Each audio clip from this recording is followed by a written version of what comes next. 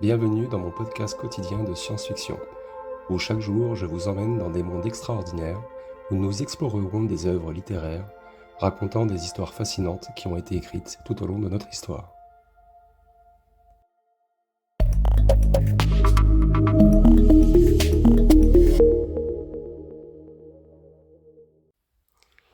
Bonjour à toutes et bonjour à tous, très chères auditrices et très chers auditeurs. Alors aujourd'hui, nous allons parler des aventures de Télémaque. Donc pour ceux qui ne connaissent pas, c'est un roman SF qui est assez ancien, qui date de 1699. Et donc, il a été écrit par François Fénélon, pardon. Et c'est un roman d'aventure, considéré comme on va dire, un pastiche de l'Odyssée d'Homère. Et selon moi, en fait, l'œuvre est bien plus qu'une simple histoire d'aventure. Euh, Elle est également aussi un traité de morale et de politique. Alors, il a été rédigé pour l'éducation du duc de Bourgogne, héritier royal de l'époque. L'intrigue, en fait, suit les pérégrinations de Télémaque, donc c'est le fils d'Ulysse, et de son précesseur mentor, une incarnation de la déesse Minerve, dans leur quête pour retrouver Ulysse. Euh, à travers en fait les aventures que Fénélon dispense des leçons de sagesse, de gouvernance et de morale, le roman en fait a une dimension politique significative. Euh, il a été perçu en fait à l'époque comme une critique implicite du règne de Louis XIV et de l'absolutisme. Et donc Fénélon en fait il promeut en fait des idées de gouvernance modérée qui critiquent en fait l'arbitraire des puissants et valorise les vertus de la sagesse et de la tempérance. Alors, j'avoue que c'est un peu compliqué, peut-être pour certaines personnes, mais c'est un roman qui est très intéressant à lire. Je l'ai parcouru, on va dire, sur ces pages. J'ai essayé de regarder un petit peu de quoi il en était. Et cette critique, en fait, est, on va dire, voilée de l'absolutisme et de la monarchie du Louis XIVe est considéré comme un manifeste en faveur des droits naturels comme les droits divins. C'est vraiment un truc à l'ancienne, mais pour ceux qui ne savent pas, je vous recommande de lire ce petit roman. Et donc le succès de ce livre, en fait, fut immédiat et considérable. Et malgré les tentatives de censure qu'il y a eu à son rencontre, et l'opposition de Louis XIV pour les aventures de Télémaque, c'est resté l'un des livres les plus réédités et les plus lus de toute la littérature française pendant 2 siècles. Donc pendant plus de 200 ans, quoi. Voilà. Donc c'est vraiment quelque chose de très important. Si vous aimez la SF, il faut pouvoir lire et comprendre ce roman. Et donc pour une analyse un peu plus approfondie, euh, déjà allez sur Wikipédia, vous allez avoir quelques informations. Mais euh, j'aimerais en fait vous poser en fait des questions. Ça va être un peu différent des podcasts que je fais d'habitude. Je vais vous poser des questions et je vais y répondre, bien sûr. Mais juste pour que vous puissiez en fait porter un petit peu votre imaginaire et que vous sachiez un petit peu voilà, de quoi il en est par rapport à ce roman. Et donc, si vous avez déjà lu le roman ou que vous allez le lire, avant de répondre aux questions, je vous recommande d'aller lire le roman et de revenir sur cette vidéo pour pouvoir y répondre. Et on va faire un petit quiz pour tester un petit peu si vous êtes bon ou pas. En gros, il y a 10 questions, donc ça va pas porter loin, mais ça permettra de voir un petit peu si vous avez bien compris le roman. Allez, c'est parti. Donc du coup, Première question. Quel est le but, en fait, principal de Fénélon en écrivant les aventures de Télémaque? Donc, en fait, Fénélon, en fait, il vise à éduquer le duc de Bourgogne, donc c'est l'héritier royal, en lui inculquant, en fait, des leçons de sagesse et de gouvernance modérée et de morale.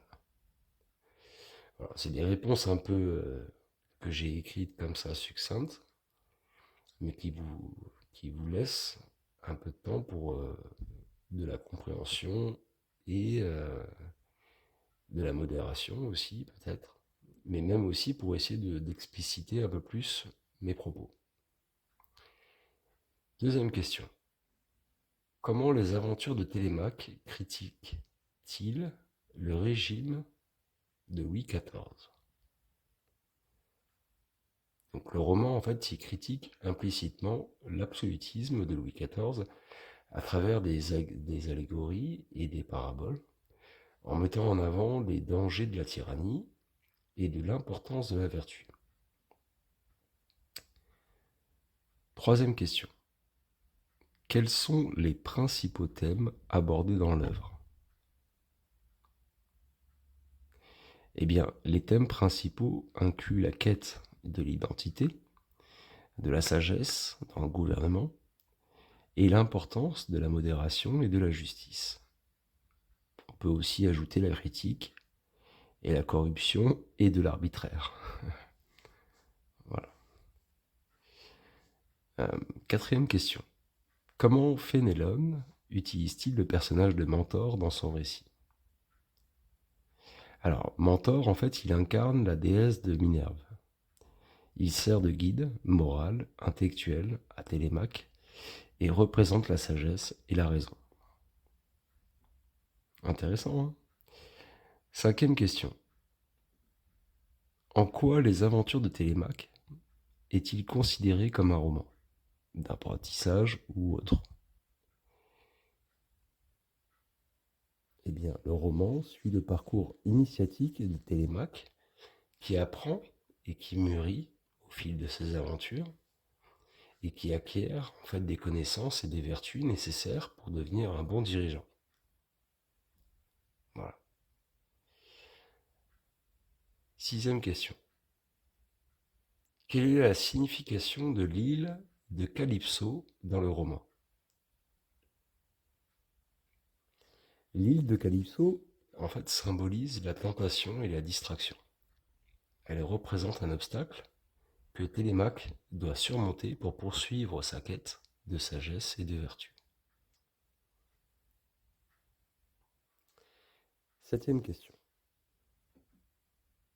Comment le roman a-t-il été reçu à son époque? Eh bien, malgré la censure et l'opposition de Louis XIV, le roman a connu un succès immédiat. Il a été largement diffusé et extrêmement lu. Il a exercé une influence notable sur la pensée des Lumières. Huitième question. Quelle influence les aventures de Télémaque a-t-il eu sur la littérature postérieure? L'œuvre, en fait, a influencé de nombreux écrivains, comme Montesquieu. Je pense que vous connaissez. Je pense que je ferai un article sur Montesquieu la prochaine fois. Dans ses lettres pesantes et des lettres persanes, on appelle ça. Des lettres persanes. Parce qu'il a eu une approche, en fait, allégorique et satirique de la critique sociale et politique. Un peu compliqué peut-être comme réponse, mais c'est comme ça que moi je l'écris, mais je pense que toutes les réponses en fait que je vous donne sont un travail en fait que j'ai fait pendant quelques temps pour essayer d'abréger, on va dire, mon ressenti. Mais ça ne veut pas dire que chaque personne doit le penser comme ça. Mais si vous vous y retrouvez, mettez-le en commentaire, ça pourrait m'intéresser. Comment Fénélon intègre-t-il des éléments fantastiques et d'utopie dans son récit? Alors Fénelon, en fait, il utilise des éléments fantastiques et des descriptions d'utopie pour illustrer ses idées politiques et morales, pour créer des mondes idéaux comme exemple à suivre. Intéressant, hein? Dixième question et dernière question. Quelle est la leçon principale que Télémaque apprend au cours de ses aventures? Eh bien, la leçon principale est que le véritable pouvoir et bonheur d'un roi résidant dans sa capacité à gouverner avec sagesse, justice et modération pour le bien de son peuple. Voilà. Alors, je pourrais faire un article un petit peu plus poussé, on va dire, sur les aventures de Télémaque, mais c'est pas les ressentis que j'ai eus vis-à-vis des commentaires. Donc pour le moment, c'est pas quelque chose que je vais faire. Mais si vous en avez envie, n'hésitez pas à commenter dans les commentaires et je vous ferai un article complet dessus, un vrai podcast. Et on essaiera de pousser un peu plus la réflexion là-dessus. Mais c'est pas vraiment, apparemment, d'après ce que j'ai vu, vos envies.